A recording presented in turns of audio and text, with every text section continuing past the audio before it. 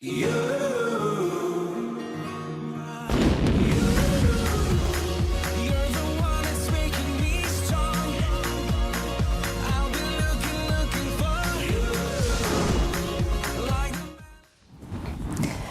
¿qué tal? Bienvenidos a Ondoan Dot, este set desde el Hotel Ola Jauregui, donde intentamos acercar protagonistas del entorno, de hablar de muchas cuestiones importantes, muchas de ellas, y un papel fundamental que juegan también muchas personas, muchos durangueses o vecinos de la comarca en asociaciones en el día a día o en su día a día, ¿no? Es el caso de Rosa Trinidad, que nos acompaña hoy, presidenta de Stop Accidentes País Vasco. Rosa, ¿qué tal? Bienvenida.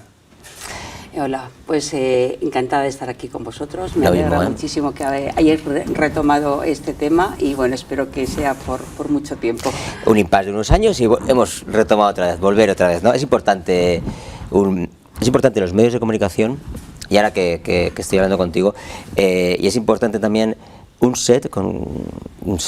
plató donde, creo yo, es fundamental, donde haya personas como tú, porque hay muchas personas a nivel de comarca que desempeñan una labor, un trabajo, por X motivos, y que muchas veces el resto de medios de comunicación, pues la radio queda más anónima, la prensa, bueno, queda en el papel pero nada más, pero no hay ocasión un poco de estar charlando de una forma más tranquila durante unos cuantos minutos, ¿no? En este caso sobre Stop Accidentes, y creo que en ese caso juega un papel fundamental lo que es la televisión, o eso quiero pensar yo, ¿no? Y en tu caso, pues como Rosa lleva muchos años, estábamos hablando antes de grabar, ¿no? Lo que su vida, la trágica experiencia que tuvo que vivir Rosa, pues le llevó, ¿no? Porque al final eso, el caso tuyo con tu hijo, con Enaitz, el trágico suceso, te llevó un poco a liderar la asociación de Stop Accidentes, ¿no? Bueno, yo acudí a Stop Accidentes buscando ayuda, porque cuando ocurrió, bueno, pues Enaitz murió en el año 2004, en ese periodo de tiempo, bueno, pues imagínate, ¿no?, cómo estás, ¿no?, destrozada la familia, y bueno, pues intentando asumir lo que nos había ocurrido. Lo que ocurrió es que en el año 2006, cuando la persona que atropelló y mató a Enaitz nos denunció, yo entonces, todo ese tiempo que había pasado intentando asumir e intentando aceptar, para mí se me volcó y dije, no puede ser, o sea, que esto ocurra, que esto haya pasado, que quien ha matado a mi hijo y encima que no hemos hecho nada contra él porque no nos dejaron, y ahora nos haga tanto daño, porque eso es como meterte un puñal en una herida sangrante. Dije, no puede ser, si el sistema que tenemos en este país permite que esto ocurra, es que este sistema no funciona. Y bueno, empecé a buscar ayuda porque no podía creer lo que estaba viviendo. ¿En qué situación estabas en aquel momento? En ninguna. Digo, personalmente. ¿En qué momento ¿En qué momento estabas? ¿Veías luz, no veías luz? ¿Tenías rabia? Tenía dolor. Dolor, porque ya nunca más iba a volver a ver a mi hijo. Veía que se había truncado una vida llena de ilusiones, llena de proyectos, llena de futuro, porque Enaitz era súper vital, siempre se apuntaba a todo, le encantaba, desde ir a pescar, ir al monte a buscar setas, un chaval sano, un chaval con muchas ganas de vivir, y estaba pensando ir a la universidad, lo que iba a estudiar, etc. Y de repente nos dejó un vacío tan grande que bueno, pero dices, ¿y qué voy a hacer? Pues no te queda más que intentar asumirlo. Tenemos otra hija, afortunadamente, ¿no? Y bueno, pues intentamos volcarnos en ella, aunque bueno, creo que nunca es suficiente porque ella también hubiese necesitado quizás más apoyo, pero al final pues haces lo que puedes, ¿sabes? Nadie nos enseña a comportarnos en situaciones así, intentas que bueno, que no le falte nada, pero posiblemente le faltara. Pero bueno, intentamos volcarnos en ella, estar unida a la familia y bueno, pues ahí estábamos en esta etapa, ¿no? Intentar asumir. Había pasado 1 año y pico intentando aprender a vivir sin Enaitz, pero bueno, asumiéndolo. Y no teníamos odio ni rencor. Bueno, pues pensábamos que esta persona pues bastante tendría que convivir con ese pesar sobre su corazón, ¿no? El que le atropelló. Eso es, la persona que le atropelló. Durante su vida, exactamente. Pero cuando nos demostró que no era así, dije, pues es que esto no puede ser, algo habrá que hacer. Y empecé a buscar ayuda, apoyo y contacté con la asociación Stop Accidentes. Y llegué a conocer a la que entonces era su presidenta, Ana María Campo, una señora de Barcelona, una señora mayor pero con una fuerza terrible. Había estado aquí bueno, pues en algún programa de televisión al que había sido invitada, y una mujer con muchas ganas de luchar porque también había perdido a su hijo y también se había cometido una gran injusticia. Pero bueno, ella consiguió meter en la cárcel al individuo que lo mató también. Entonces yo creo que ella, bueno, pues sintió que su fuerza, su lucha había servido para algo, y esto le animó a seguir. Y bueno, pues la verdad es que se formó la asociación con más madres que habían perdido a sus hijos. Casi todas las madres eran, pues casi todas las personas que estaban en esta asociación con un cargo de responsabilidad eran mujeres, y sobre todo eran madres que habían perdido a sus hijos. Y bueno, pues yo empecé a colaborar con ella sin asumir el cargo. Aquí lo había asumido otra persona. Y bueno, lo había asumido por 3 años, desde el 2006 hasta el 2009. Y bueno, trabajé, apoyé a esta persona durante este tiempo, y en el 2009, cuando él decidió irse ya, bueno, pues asumí el cargo. No porque yo quisiera, de verdad, pero casi. Bueno, pues todo el mundo decía, había sido la imagen de la lucha, ¿no?, por lo que le había ocurrido en Aitz.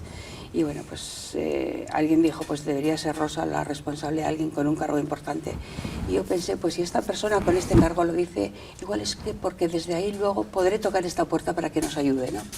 Y así decidí asumirlo, de verdad. Pero sí, bueno, sí ha sido la cara visible, ¿no?, de Stop Accidentes País Vasco, ¿no? Bueno, a ver, yo humildemente, bueno, pues igual por tu proyección mediática a raíz del caso de pues, Night, posiblemente, ¿no? Puede ser, porque como fue tan injusto lo que ocurrió, y yo lo único que decía era lo que había pasado. Hubo mucha gente que nos apoyó, a mi marido, a mí, a la asociación, ¿no? Gente que se hizo socia, pues también porque habían padecido situaciones similares. Pero al final yo empecé a luchar, y empecé a luchar por todos, no solo por mí, ¿sabes? Porque empecé a luchar por reformas jurídicas. Sobre todo, este es mi caballo de batalla en esta asociación, aunque Stop Accidentes tiene también otra parte que es más social, más de trasladar valores, y por supuesto también estamos ahí. Pero yo, mi fuerte, digamos, por lo que más lucho y voy a luchar siempre, será por reformas jurídicas, porque creo que aquí las víctimas de la violencia vial somos las víctimas ignoradas, olvidadas por el sistema judicial, porque siempre se cree que es el precio a pagar por el progreso, porque se da por hecho, porque se acepta, y yo creo que no, que esto no puede ser así, que matar con un vehículo por la irresponsabilidad de una persona es tanto como matar con cualquier otra arma. En tu caso, has aparcado ya el caso de Nights. ¿Es algo que sigues ahí recordando? Sí, lógicamente, ¿no? Pero bueno, que sí, ¿es un capítulo todavía que no lo has cerrado? ¿O lo tienes cerrado tú personalmente, me refiero, A ver, yo ya he pasado, yo creo que estoy pasando el proceso del duelo, y mientras yo no tenga un proceso judicial nunca lo voy a terminar de pasar, porque yo creo que esto forma parte del duelo. Un juicio, que luego nos guste o no la sentencia, o que luego las leyes son lo que son y quizá no saliera lo que yo esperaría, pero por lo menos un juicio creo que es lo mínimo que mi hijo merecía. Y la sociedad, bueno, no la sociedad, sino el sistema judicial de este país me lo ha negado.